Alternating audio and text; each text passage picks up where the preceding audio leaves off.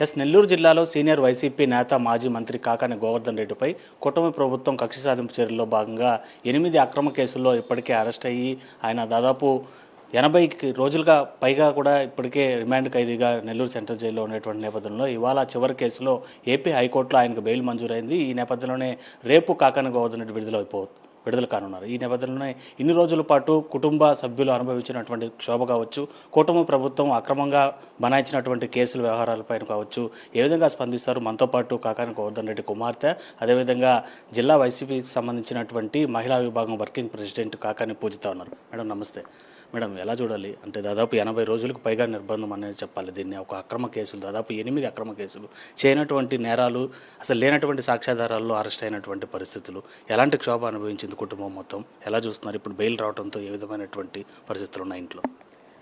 అంటే first of all మా grand mother మా నాన్నమ్మ చాలా హ్యాపీ అయిపోయిందండి. వచ్చేస్తున్నాడు కొడుకు అని అంటే ఆ బాధ అనేది మనం ఎవ్వరం కూడా ఊహించలేము.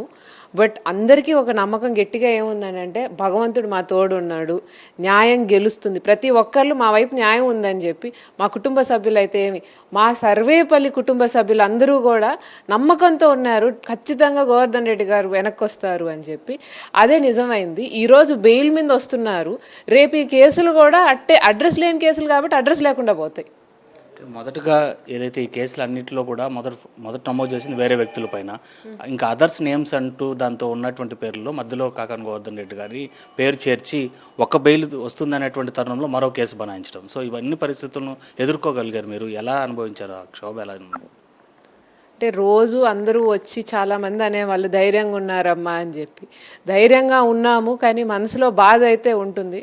నేను చాలాసార్లు చెప్పాను, నాకు నా జీవిత కాలంలో ఒక వారం రోజులు ఎక్కడైనా వెళ్ళినప్పుడు తప్ప మా నాన్న వదిలిపెట్టిన ఉన్న దాఖలాలు లేదు. ఆడపిల్లనైనా కానీ ఆయన అంత దగ్గరగా పెట్టుకొని ఉండేవాళ్ళు నాళ్ళు. అటువంటిది నేను కానీ నా కొడుకు పాపం మా నాన్న ఫోటో ఎక్కడ కనిపిస్తే అక్కడికి వెళ్ళిపోయేవాడు. వెంటనే తట్టి తాత అంటుంటే మనసుకి ఎంతో కష్టం వేసేది. ఫస్ట్ వాడు రేపు వాళ్ళ తాతయ్యని చూసి చాలా సంతోషపడిపోతాడు. దానికోసం వెయిట్ చేస్తున్నాం మేమందరం. సో ఇన్ని రోజుల పాటు ములాఖత్తుకు వెళ్ళి మీ నాన్నగారిని కలిసినప్పుడు ఆయన స్పందన ఏ విధంగా ఉండేది? జైల్లో పరిస్థితులు ఏ విధంగా ఉండేవి? నేను ములాఖాత్కి ఇప్పటిదాకా వెళ్ళలేదండి. మా నాన్ని ఇది వరకు చెప్పాను, ఇప్పుడు అదే చెప్తున్నాను. నేను మా నాన్ని సింహంలాగా చూశాను. నేను ఆయన అలాగే చూడాలనుకుంటాను.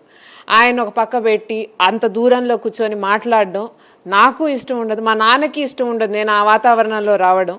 అందుకని మా నాన్న యొక్క విష్ని యాక్సెప్ట్ చేసి ఆయన్ని బాధ పెట్టకూడదన్న ఉద్దేశంతో నేను ఆయన కలవడానికి వెళ్ళలేదు. మాట్లాడాను, ఎక్కడా కూడా ఆయన అధైర్యపడలేదు, ధైర్యంగా ఉన్నాడు. మాకు ధైర్యం చెప్పేవాడు. ఫోన్ చేసినప్పుడు కూడా ఏమి ఇబ్బంది లేదు పూజమ్మ, వచ్చేస్తాను, కేసులన్నీ ఫేక్వే కదా, నీకు తెలుసు కదా అని చెప్పేవాడు. అది ఇంకొంచెం ధైర్యం నింపేది మా అందరికీ.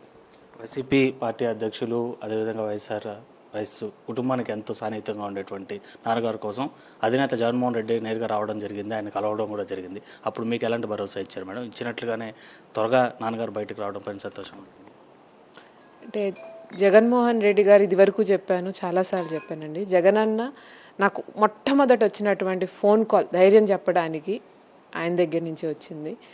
అంత పెద్ద స్థానంలో ఉండి నేను ఆయన్ని కలిసింది కూడా లేదు. అయినా కానీ గోవర్ధన్ అన్న కూతురు అని చెప్పి ఫోన్ చేసి నాకు ధైర్యం చెప్పారు.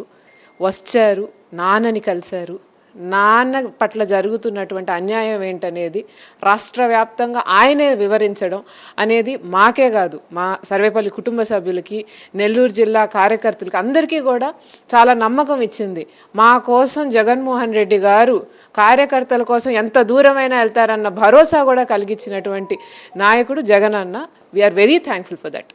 మేడం, అంటే ఇప్పుడు బెయిల్ పైన వస్తున్నటువంటి నేపథ్యంలో ఇంకొక అక్రమ కేసుకి పోలీసులు సిద్ధమవుతున్నారు అనేటువంటి వినికిడి ప్రజల్లో కావచ్చు, అదేవిధంగా వైఎస్ఆర్సీపీ శ్రేణుల్లో ప్రధానంగా వినిపిస్తుంది. అంటే ట్రై చేయడానికి కూడా ఇంకేం మిగిలి లేవండి. ఇంకా మరీ ఘోరంగా ఏంటంటే లేదు కేసు ఏం లేకపోయినా కానీ మేము జైల్లోనే ఉంచుకుంటాము, ఏదో అత్తారింట్లో లాగా అని అంటే ఇంకా వాళ్ళ ఇష్టం, అదేం చేయగలేము మనం మనుషులం అయితే. సో రేపు ఎన్ని గంటలకు విడుదల కాబోతున్నారు? ఏ విధమైనటువంటి స్వాగతం నాన్నగారికి ఉండబోతుంది మేడం?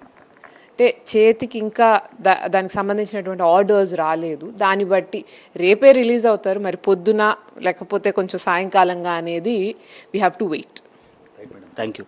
అది మొత్తం మీద 80 రోజులకు పైగా కూడా మానసిక క్షోభ అనుభవించాం. కుటుంబం మొత్తం కూడా ఎట్టకేలకు తన తండ్రి గోవర్ధన్ రెడ్డి తిరిగి ఇంటికి వస్తున్నారన్నటువంటి తరుణంలో బంధువులంతా కూడా చాలా సంతోషాన్ని వ్యక్తం చేస్తున్నారు. అయితే ఈ అక్రమ కేసులు ఏ విధంగా బనాయించారనేది నెల్లూరు జిల్లా వ్యాప్తంగానే కాదు రాష్ట్ర వ్యాప్తంగా ప్రజలందరూ కూడా గమనించారు. ఇక మిగిలినటువంటి అక్రమ కేసులు బనాయించడానికి కూడా ఏమీ లేవు, ఇంకా నిర్బంధాలు ఒకటే మిగిలాయి. ఆ దిశగా కుటుంబ ప్రభుత్వం కనుక ఆ చర్యలకు పాల్పడితే ప్రజలే సరైనటువంటి సమాధానం చెప్తారని చెప్పి కూడా బెయిల్ పైన కాకాని పూజిత హర్షం వ్యక్తం చేస్తున్నటువంటి పరిస్థితి అయితే చూసాం.